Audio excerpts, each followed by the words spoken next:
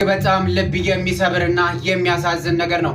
በማህበራዊ ሚዲያ ላይ በዘፈቀድ የምንልካቸው ኮሜንቶችና የምንጽፋቸው አስተያየቶች በሰዎች ዘንድ ሲደርሱ ምን ያክል ሊጎዱ እንደሚችሉ ባለቤቱና ፈጣሪ ብቻ ነው የሚያውቁት።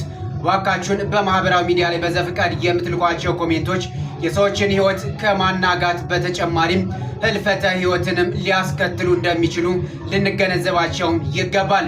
እዚህ ስክሪኑ ላይ የምትመለከቷት እህታችን በማህበራዊ ሚዲያ ከብዙዎቻችን ጋር የተዋወቀችበት ስፍራ ነው።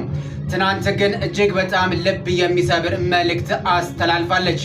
ይቺ እህታችን ቦኒ የተባለች ማለት ነው በኦሮምኛ ቋንቋ ባስተላለፈችው መልእክትም እዚህ ምድር ላይ የመጨረሻ ቆይታዋን ያሰናበተ አንድ እጅግ ልብ ሰባሪ ነገር አስተላልፋለች።